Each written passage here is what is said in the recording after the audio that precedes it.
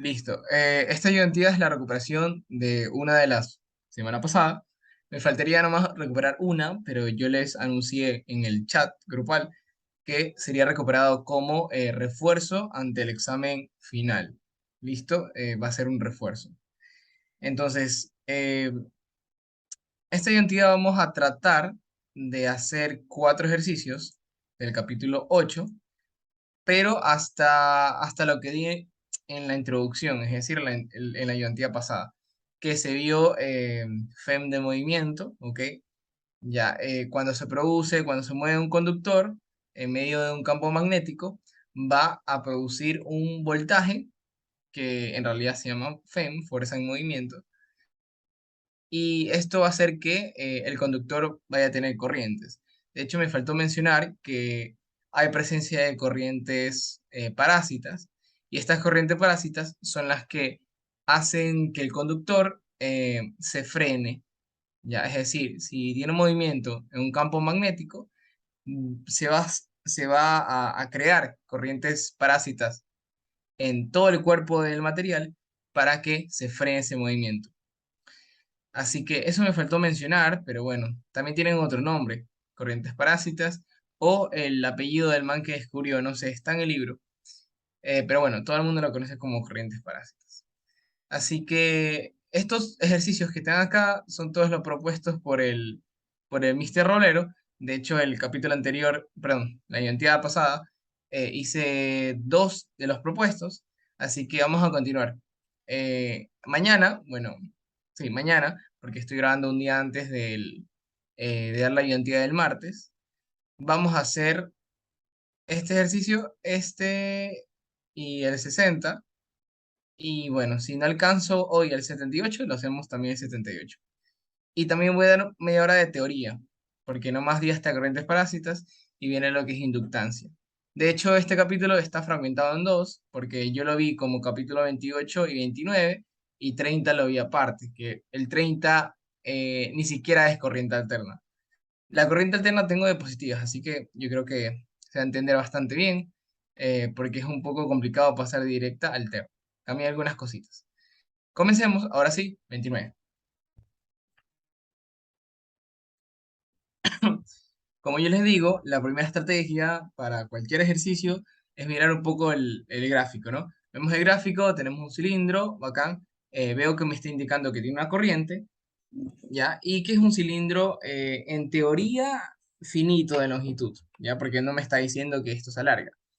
Entonces me dice, un conductor largo y cilíndrico de radio R, ok, esta parte largo trata, es, entre comillas, decirlo infinito, transporta una corriente que está uniformemente distribuida en su área transversal. Ok, uniformemente quiere decir de que, por ejemplo, si estos 20 amperios, ya, si está distribuido uniformemente en todo el área transversal, eso quiere decir que esos 20 eh, amperios se está distribuyendo conforme el área está aumentando.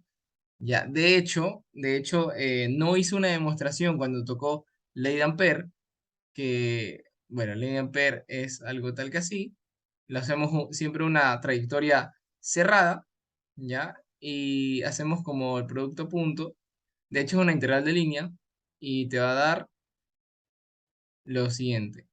Ahora, nosotros podemos averiguar cuál es la corriente ya en cierta sección, ¿ok? O sea, por ejemplo, como hacíamos en Gauss, que hacemos una sección, bueno, una superficie en ese caso, pero acá estamos haciendo una sección circular, una circunferencia, una trayectoria circular, que no más es una dimensión, porque podemos trazarlo con una sola línea. Entonces, y esa sola línea va a tener una corriente que no va a ser la total, por obvias razones. Ya, entonces, ¿cómo sabemos cuál es la corriente que encierra esta trayectoria circular? Porque necesitamos de la corriente encerrada. Ya, y esto se lo hace, de hecho, no sé si lo voy a hacer en este ejercicio, pero bueno, se lo hace sabiendo que J eh, por A ya es la corriente. Y J no importaba como decir qué área tenga el cilindro o el cable, sino que J era un número constante que tenía que indicar la dirección de la corriente, pero se eliminaba el área. Entonces, si J es constante, podríamos decir que el J, es decir, J va a ser igual a I sobre A. Si es constante, yo puedo decir I total sobre área total tiene que ser igual a la relación, al cociente de I encerrada sobre el área que encierra ¿quién? La trayectoria circular, que lo estamos haciendo por ley de Ampere para saber cuál es el campo en esa trayectoria circular. Así que eso se había que hacer cuando quería saber el campo magnético dentro de un cilindro por ley de Ampere. ¿Ok? Es muy similar campo cuando intentamos hallar campo eléctrico con ley de Gauss. Ahora, es campo magnético con ley de Ampere. Ya es un poco similar, análogo, ya, pero bueno, hay que saberlo usar. Entonces, esto podemos usar para sacar el campo magnético adentro del cilindro, que es lo que hay que hacer. Porque dice, determinar cuál es el flujo magnético por unidad de longitud, ¿ok? O sea, cuál es el flujo magnético, vamos a poner mag, ya los pueden poner así, algunos también lo ponen como M, algunos lo ponen también como, a ver, déjame borrar acá, algunos lo ponen con la B de burro, ¿ya? Porque la línea de campos magnéticos es con B, se representa con B. Por unidad de longitud, quiere decir que vamos a dividir aquí L, L, L y L. Eso es lo que te pide, a través del área indicada. Ok, a través del área indicada. Entonces, eh, esta es el área, ¿ya? Y hay que ver cuál es el flujo magnético. A ver, primero vamos a ver cómo es el flujo magnético. El flujo magnético es igual ya a la integrar, bueno, integrarse, ajá, Simón, de B producto punto de A. Literalmente es lo mismo que hicimos para la ley de Gauss, solo que en vez de la B poníamos la E de campo eléctrico. Y siempre se lo hacía en una superficie cerrada. Acá, si lo haces en una superficie cerrada, lo que vas a tener va a ser cero. Ya, entonces nada más lo dejamos así. Vamos a escribir los diferenciales, que yo para este caso voy a hacerlo para acá, el diferencial de área. ¿Listo? Ahora, si hacemos la regla de la mano derecha, voy a borrar acá un ratito. Ya, vamos a tener que la corriente interna está haciendo, hagan la regla de la mano derecha y van a ver que la corriente está haciendo así, ¿ok?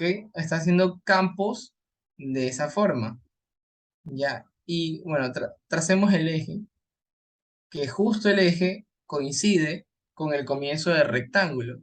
Entonces, en ese eje está produciéndose, ¿qué cosa? Estas líneas de campo magnético, ¿ya? Entonces, nosotros tenemos que averiguar eh, cuál va a ser el campo magnético dependiente del diferencial de área, ¿ok? Porque va a cambiar.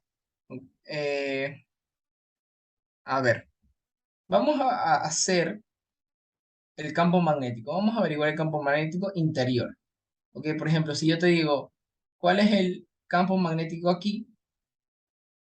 ¿Cuánto vale? ¿Y cuánto vale en este punto en el extremo?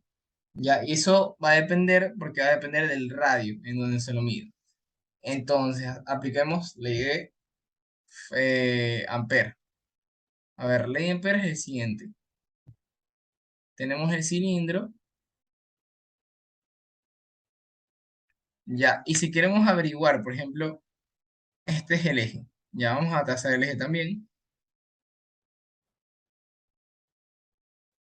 Si queremos averiguar en este punto cuánto es el campo, cuánto es campo, tenemos que trazar una trayectoria. En este caso puede ser circular, cuadrangular, rectangular, pero lo importante es que sea una trayectoria. Ya, esta trayectoria, a ver, vamos a decir que el cilindro tiene una corriente así. Ya, entonces la trayectoria, vamos a decirla que la hacemos de forma horaria, no antihoraria, ¿ok? Sino horaria. Que eso también hay que tener cuidado.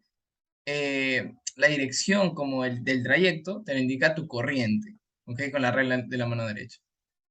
Entonces, ¿cómo hacemos eso? Pues apliquemos lo que tenemos acá. Vamos a simplemente copiarlo, seleccionar, ya, y vamos a copiarlo. Ok, ahora, yo sé, porque es una línea de corriente y es un cilindro, que el campo magnético eh, hace líneas, perdón, las líneas de campo magnético son circulares en una línea de corriente. ¿Ves una línea de corriente, un cable que lleva corriente, por eso su nombre, va a trazar líneas circulares. Entonces, esas líneas circulares, en todos los puntos, va a tener el mismo campo. Lo que quiere decir, primero, ¿cuál es el producto punto de B y D? Bueno, aquí va a ser igual porque está en paralelo. Ya aquí tenemos un DL, ya, y bueno, vamos a tener la misma dirección, el B. Entonces van a ser paralelos. Eso es lo primero. Ya, ahora, el B va a ser constante en todo ese trayecto. Pues sí va a ser constante. Entonces, si ese mat va a ser constante, podemos sacar el campo. O sea, podemos sacar,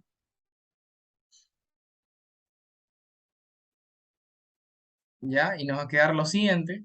Ahora, ¿cuál es la integral de un diferencial de longitud?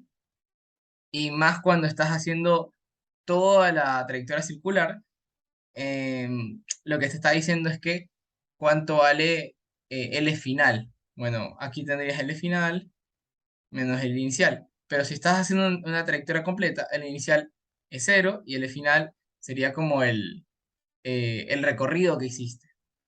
¿Ya? Entonces, bueno, es como cuando nos quedaba así, S y de A. ¿Qué significa esto? Significaba que esto era igual al área total, donde se está integrando. Ahora, si tenemos así, pues ¿qué significa eso? La longitud total donde estamos integrando. Entonces, mejor, yo creo que se entendió así. Así que vamos a poner B. ¿Cuál es la longitud? Sería 2pi y por r, ¿sí o qué? La longitud de un círculo. Ya, este radio es el radio de la trayectoria, ¿no? Mientras más grande sea el radio de la trayectoria, pues esa circunferencia va a ser mucho mayor, ¿no? Ya, ahora, ¿qué corriente encierra todo este trayectoria circular? ¿Qué corriente atraviesa a solamente esa trayectoria? Como indicó el problema, la corriente era ser distribuida por todo el área, ya uniformemente. Quiere decir que va a depender directamente del área. Mientras más área, voy a tener mayor corriente. Entonces no vamos a tener los 20 amperios o los 10 amperios que tenga. Acá en el ejemplo yo les puse 20, simplemente por poner un número. Por eso vamos a utilizar esta relación que yo les dije, que la densidad de corriente es así, se mantiene constante. Entonces, si se mantiene constante, podemos aplicar esa fórmula ya de igualdades para tener que I encerrada tenemos que I encerrada va a ser igual a la relación que tenga el área encerrada, E encerrada, sobre el área total, ¿ya? Y aquí le ponemos I total, ¿ya? ¿Qué es lo que te va a dar el ejercicio? ¿Cuál es la relación o el cociente entre área encerrada sobre área total? Pues tendríamos que ver, pero lo podremos sacar. ¿Cuál es el área encerrada? Área encerrada sería pi por r al cuadrado y área total sería pi por r grande al cuadrado. Entonces al final tenemos que, bueno, después de todo, que b va a ser igual a mi sub 0 y encerrada sería i total, que vamos a colocarlo solo con i, r al cuadrado sobre r al cuadrado grande, ¿ya? Y hay que mandar este 2pi r abajo. Este se va y este se va y al final te queda una relación lineal. El r se va acá sobre 2pi y r grande al cuadrado. Todo esto es constante y esto es la variable de r, que r sí varía dependiendo de tu trayectoria circular. Si te acercas más al extremo, el campo es mayor. Si te acercas más al eje central, donde el radio es chiquito, pues el campo va a ser pequeño. Lo que quiere decir esto es que el campo aumenta linealmente eh, conforme su radio aumenta. Así que aquí, en este campo B1, si lo comparamos en magnitud, B1 va a ser menor a B2, porque ya sabemos cómo va cambiando el campo con respecto al radio. Bien, entonces podemos aplicar ahora. Bueno, lo que vamos a saber de antemano es que siempre vamos a tener apuntando hacia abajo el campo. Entonces, esto siempre va a ser paralelo, se podría decir. Sería B y de A. ¿Qué pasa si yo hubiera escogido el diferencial de área hacia arriba? Pues tendría que haber puesto un menos. Pero, o sea, igual, porque el usuario elige el diferencial, si es arriba o abajo. Al final te va a salir lo mismo, pero con un menos. Y no pasa nada, porque el menos está indicando que está saliendo el flujo. ¿Ok? Bueno, en realidad, a ver, entrante era con menos y saliente era con más. Ajá. Entonces, si te sale menos, es porque está entrante. Ya me había confundido ahí. Vamos a reemplazar con lo que hemos sacado. No podemos sacar B. ¿Por qué no podemos sacar B? Porque B está variando conforme a la superficie. O sea, si tú pones puntos en la superficie, vas a tener campos distintos. Por ejemplo, B1 y B2 son magnitudes distintas. Así que no puedo sacar de la integral algo que no sea constante, sino es variable. Pero voy a sacar un diferencial de área. ¿Ok? Ese diferencial de área va a ser el siguiente, va a ser una lámina así y con un grosor que yo pueda llamarle dr. ¿Cuál es el truco o cómo yo sé qué forma tiene mi diferencial de área? Pues el diferencial de área tiene la forma, en este caso, ya de que va cambiando conforme el radio, ¿ok? Por eso es como decir, si tú tienes una variable que cambia conforme al radio, tu diferencial de área tiene que quedar eh, con respecto al diferencial de esa variable que cambia, que es el radio. Entonces, si yo coloco una tira horizontal, si te das cuenta que aquí me como todo el radio, ¿ya? Y no estoy cumpliendo con dejándolo como un diferencial. En cambio, si cogí de esa forma, ¿cómo es el diferencial o cómo es la área de todo este palito? Pues sería el diferencial de radio que tiene, el chiquito, y sería toda la longitud. Entonces, eso me quiere decir, vamos a ponerlo abajito, que el diferencial de área, ya en magnitud, va a ser igual a la longitud I de R. La longitud que tenga ¿quién? El cilindro. Entonces vamos a colocar el diferencial de área, como lo hemos encontrado, y B simplemente va a ser, si esto lo hacemos, vamos a hacerle un K, una constante, para no estar, como decir, escribiendo de más, sino simplemente ponemos que esto es igual a una K y esto es R. Por lo tanto, K por R. Esto lo puedes hacer también en tus exámenes o lecciones, como decir, ¿sabes qué? Todo eso lo agrupo y digo que es mi variable K, bueno, mi constante K, ¿ya? Para no estar escribiendo todo a la vez. Otra vez. Entonces, aquí K sale, N sale, y me queda R cuadrado sobre 2. Ahora, ¿desde dónde hacia dónde?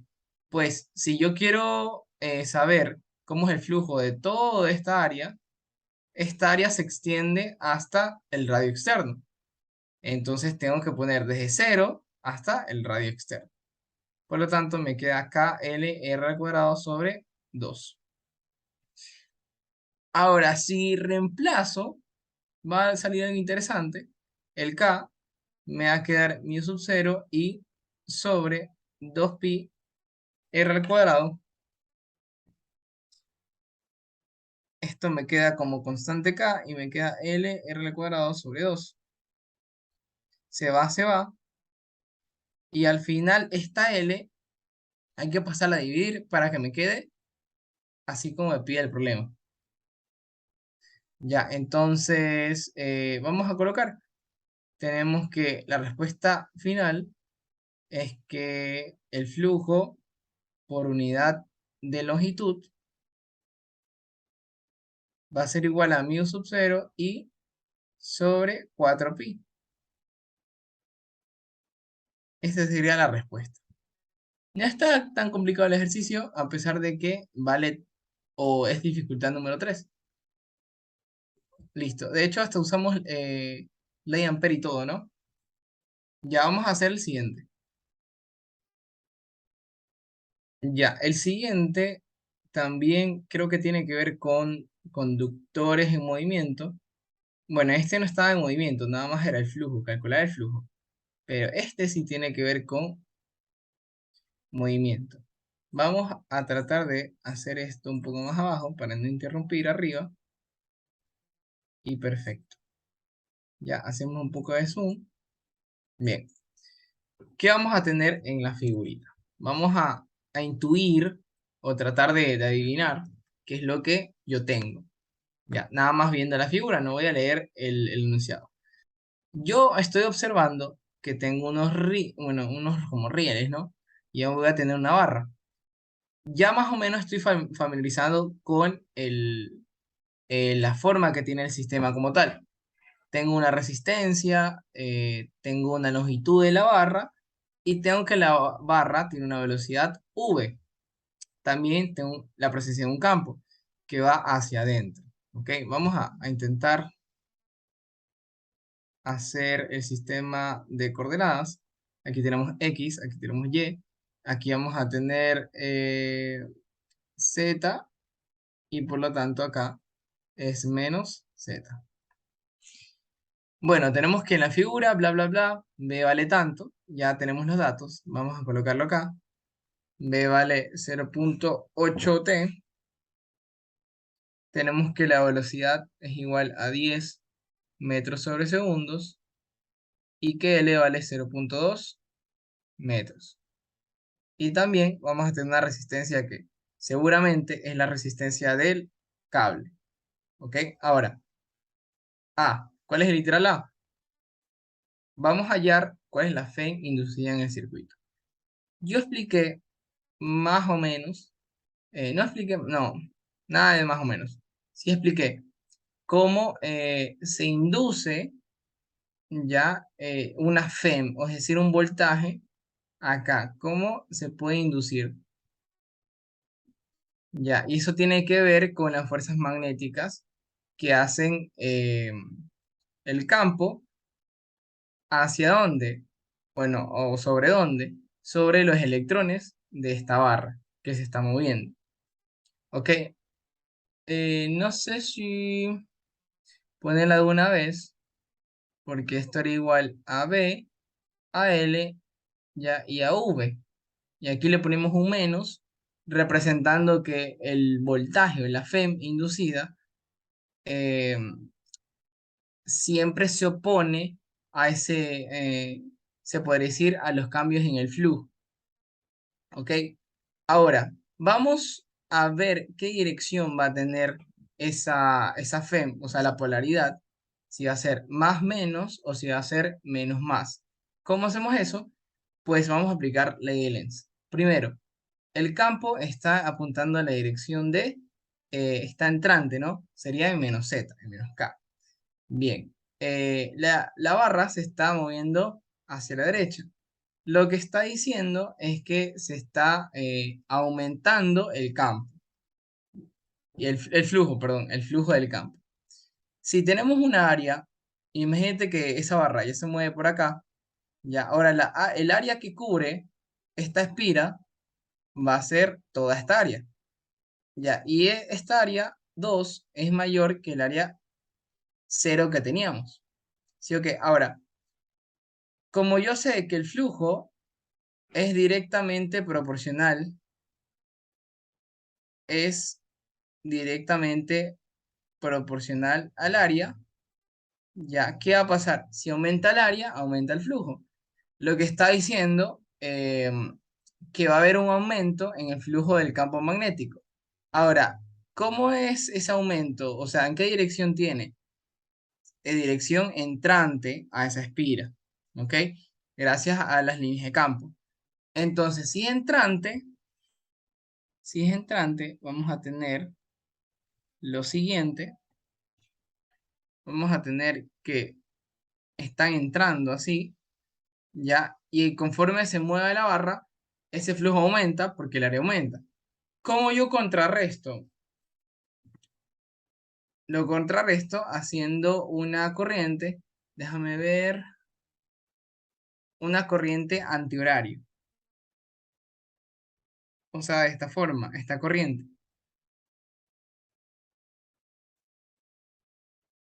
Ahora, ¿por qué antihorario?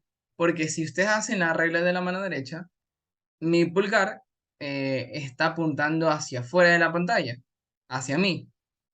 Eso quiere decir que esa corriente en la espira va a hacer un campo magnético que sea opuesto a ese cambio. ¿Ok? Entonces, eso es importante. Que la de Lenz dice que se induce una FEM para provocar ya que ese cambio en el flujo magnético no sea tan severo, ¿ok? Para contrarrestar un poco. ¿Y cómo lo contrarrestamos? Con esa corriente de forma antihoraria. ¿Ok? Entonces ya sabemos la polaridad. ¿Cómo debería ser la polaridad? Más menos, ¿verdad? Como una batería. Si colocas más menos, te va a hacer dirección antihoraria de la corriente. Bien, B. Vamos a ver qué dice B. La corriente en el circuito. Ya. Aplicamos ley de Ohm. Ley de Ohm. Si aplicamos ley de Ohm, tenemos que el voltaje, o sea, la FEM inducida, tiene que ser igual a I por R. Ya, el R del circuito. Como acá tenemos un circuito que está representado por una resistencia de 2 ohmios, R vale 2. Ya, ¿y E cuánto vale? E vale B, L y V. Entonces la corriente va a ser igual a BLV sobre R. De hecho, aquí le vamos a poner así, ya, y vamos a poner esto así. Porque ya sabemos la dirección ¿cómo se llama? De la corriente. Entonces, no nos interesa la polaridad ahorita, ya, porque ya la sabemos.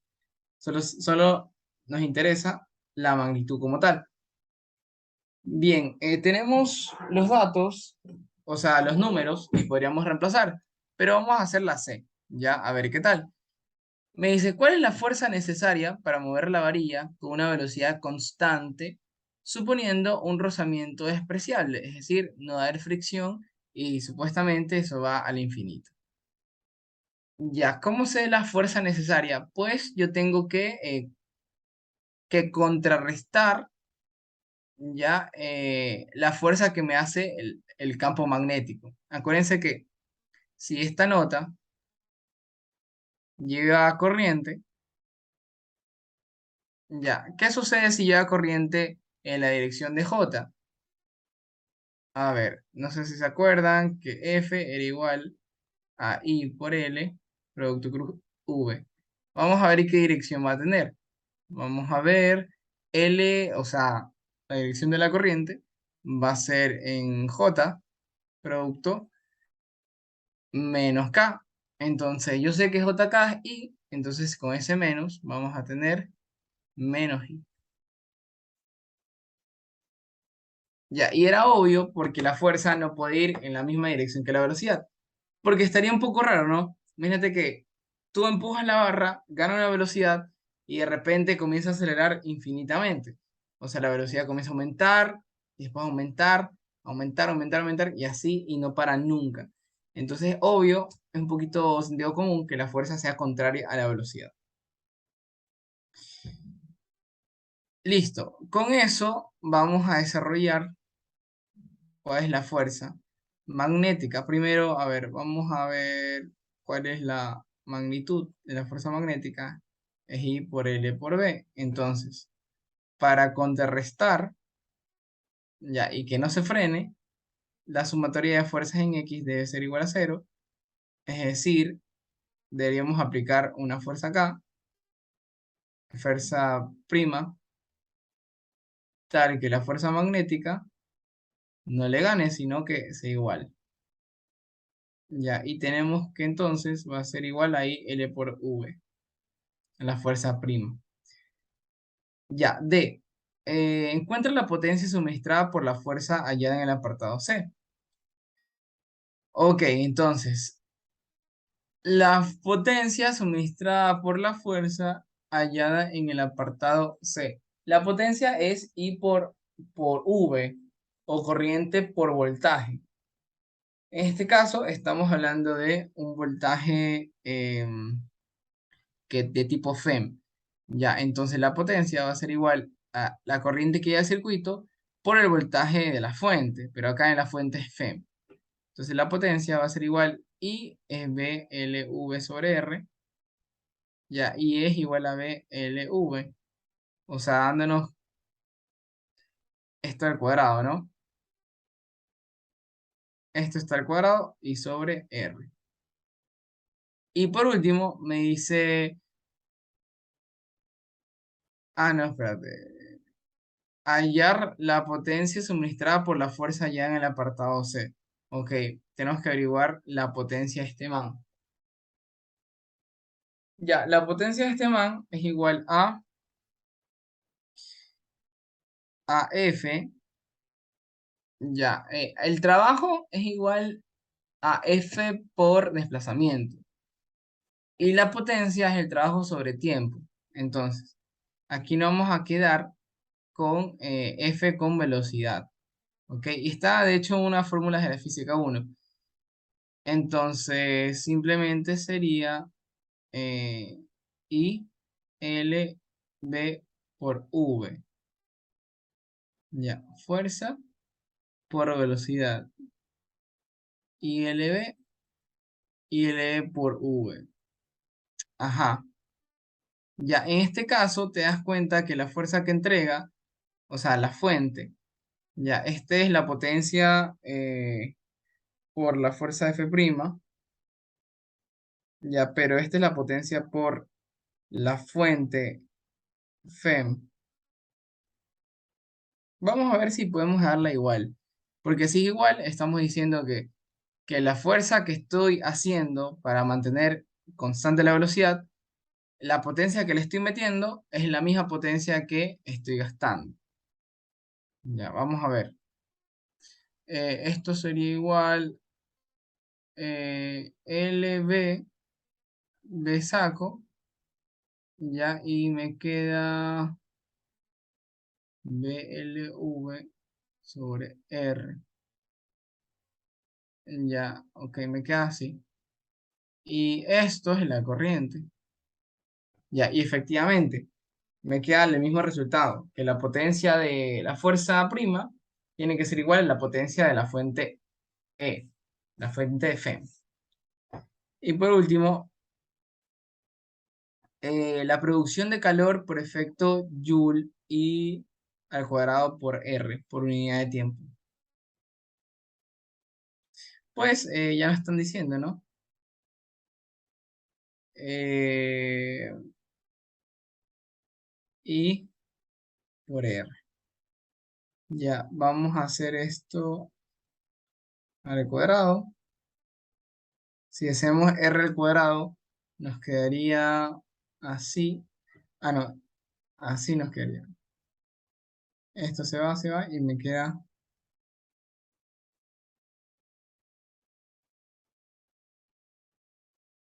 prácticamente esa potencia está acá.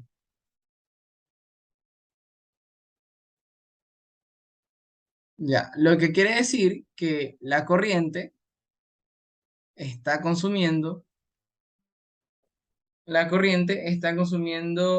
por decir así, que todo esto te salga 100 watts. Si la corriente te consume 100 watts, porque hay resistencia, en la resistencia hay pérdida de calor, ya, entonces la energía se está perdiendo. Pero hay una fuente, FEM, en este caso, fuente de voltaje, que me está también dando la misma energía que pierdo. Entonces, si yo pierdo 100 watts, pero tú me das 100 watts, estamos en tabla y como que la energía se conserva al final, ¿ya? Y efectivamente, en esta situación se conserva la energía. Ya, podríamos hacer los cálculos, pero yo lo voy a hacer detrás de cámara, así que voy a poner pausa y voy a continuar cuando ya tenga los cálculos. Nada más para que ustedes vean de una vez. ¿Ok? Entonces ahí están las respuestas. Ya las calculé y todas salen bien. ¿Ok? Con 1.6 voltios podemos tener 0.8 amperios. Y bueno, realmente es bastantísimo. La vida real no es así porque 2 ohmios es prácticamente nada. Ahora vamos a hacer este ejercicio, que estoy, bueno, un poco emocionado por hacerlo. Creo que nunca lo he hecho, pero vamos a ver qué tal. Ya, bueno, ya yo tengo un poco de sueño porque ya es hora de dormir acá. Y me dice, vamos a tener una barra conductora de longitud L y va a girar con una velocidad angular constante W. Alrededor de un extremo, un plano perpendicular a un campo magnético uniforme B. Ya, el campo es magnético, así que ahí vamos bien, porque si nos ponen campos magnéticos raros y variables, pues ya fuimos. Vamos a demostrar que la diferencia de potencial entre los extremos de la barra es un medio B, W y L cuadrado. O sea, hay que demostrar que aquí y acá la diferencia de potencial entre A y B es igual a un medio. Vamos a demostrar. Ya, me dice, ok,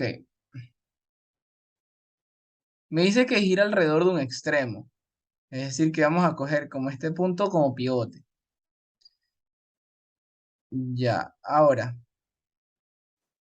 la FEM de movimiento se lo calcula así. Ya, se lo calcula con el producto cruz de la velocidad y de V y el producto punto de L. Ahora, si yo quiero saber primero el DL, vamos a poner que el DL es así. Ya, creo que no hay... Mira, por ejemplo, si cogí esta dirección de L, estoy indicando que el diferencial es, o sea, si pongo el de L así en esta dirección, lo que me va a dar esto es el voltaje o la diferencia de potencial entre un punto extremo acá y un punto acá. O sea, velocidad de B a. De hecho, acá deberíamos poner ¿Cuál es el voltaje de VA? ¿Listo? O sea, así. Acuérdense que esto es voltaje, esto es potencial.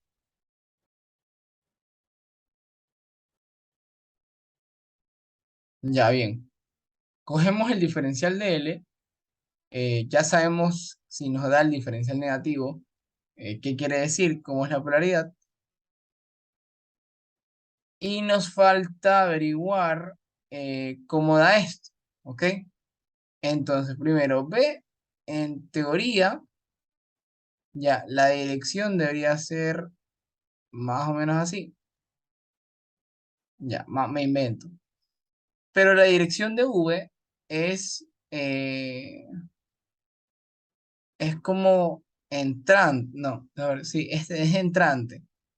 Ya, eso quiere decir que si nosotros dibujamos nuestro sistema de coordenadas, vamos a tener que aquí es Y, aquí es X. Se podría decir de que la velocidad tiene componentes en I y J y B tiene componentes en K, más exclusivamente en donde, en menos K. Entonces quiere decir que la velocidad V y la B son perpendiculares. Ya. Y si yo solo quiero averiguar, como decir, la magnitud del voltaje, ya, entonces podrían, o sea, porque si hacemos solo la magnitud, así, tiki, tiki, tiki, al final me va a quedar lo siguiente, aquí me quedaría, ya, es más, no, vamos a hacerlo todo correcto, ¿ya?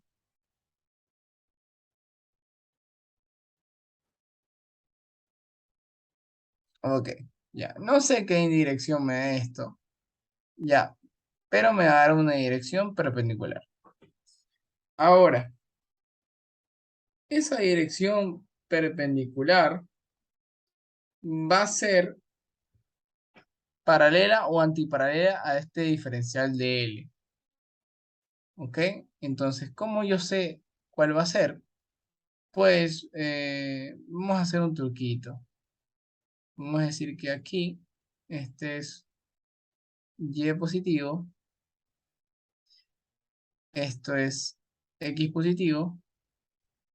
Bien, entonces la dirección de la velocidad está en ¿dónde? Está en J positivo. Ya, producto cruz menos K, ¿cuánto da? Menos I.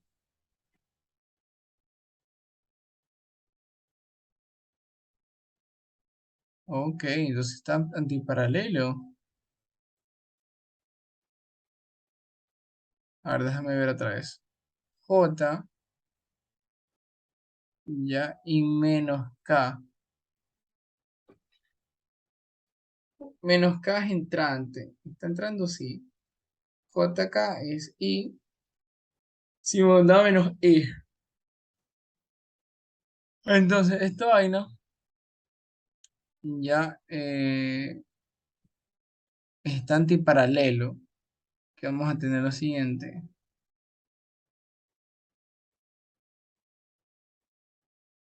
Así. ¿Ya? Y al final tengo que el diferencial de E, si lo integro, va a ser igual al diferencial de longitud integrado. Esto yo quiero saber toda la FEM. Si quiero saber toda la FEM, tengo que integrar todo el cuerpo, que sería desde cero hasta toda la longitud L. Ya, la velocidad es constante, magnitud, Simón. B es constante, sí. Ya, pero aquí hay un problemita. Voy a borrar esto porque ya lo hemos determinado. El problemita es lo siguiente. El primero es E menos. Ya, V en realidad va a ser W por R. Ya, y dl es un diferencial eh, de longitud. Ya, R cambia W por R. Simón, porque esto es como un círculo, si te das cuenta. Entonces, si esto es un círculo, este diferencial de L es como un DR también. Ya, entonces podremos como, ya, y en otras palabras, la velocidad sí varía con respecto a la longitud, ¿verdad? Si yo cogía aquí un diferencial de longitud cercano al punto pivote, la velocidad es más baja que en los extremos. Acuérdense que la relación velocidad es W por R. Mientras R es más grande, la velocidad es más grande. Entonces tiene sentido lo que estamos haciendo, ya, y me queda lo siguiente, menos B. Ah, aquí sería 0R, ya, así, aquí sería sobre 2. Sí, creo que sería todo al final. Ya, el radio en realidad es L, así que sería, ya, y esto es lo mismo que lo que tienes en el enunciado, que es un medio de B W L al cuadrado. Ahora, B. Sea el teta el ángulo formando por la barra que gira y la línea discontinua, o sea, la línea horizontal x positivo, el cual viene dado por teta WT, demostrar que el área barrida por la barra durante el tiempo t es igual.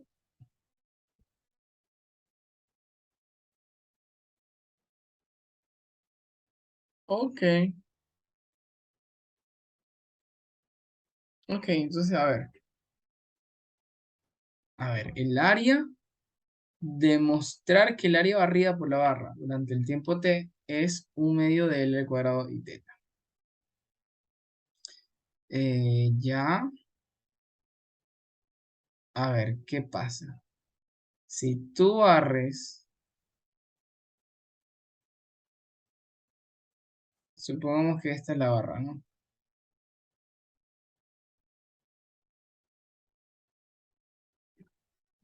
Vamos a averiguar cuánto sería esta locura.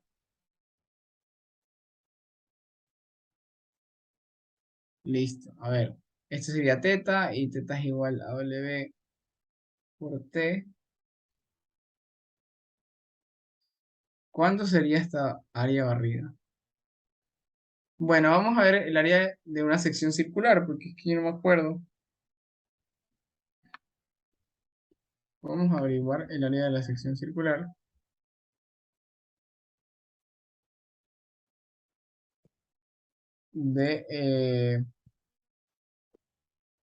o sección triangular, creo que no.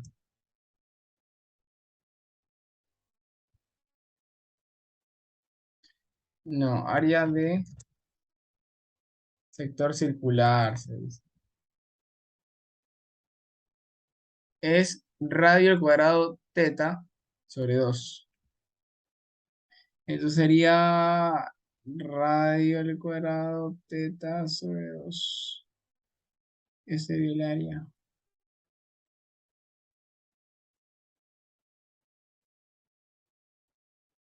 Ah, bueno, y al final como R es L.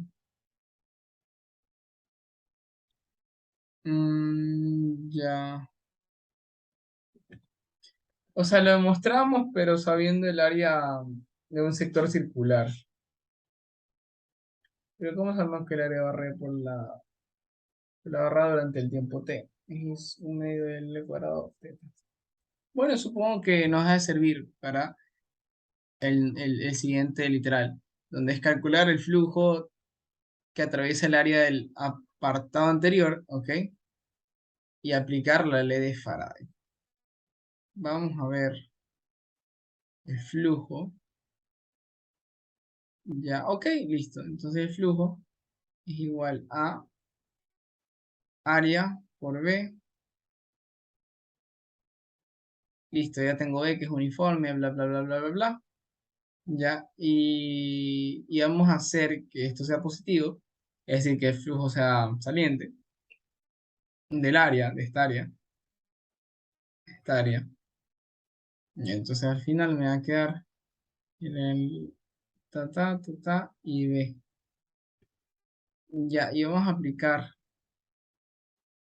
la ley de Faraday y vamos a ponerlo a derivar. Perdón. Derivamos y al final nos queda el área cuadrado sobre 2 y la derivada de teta con respecto al tiempo es ¿cuánto? Es W. Entonces al final nos queda W. Ya, y es lo mismo que sacamos en el literal A. O sea, literalmente es lo mismo. O sea, lit.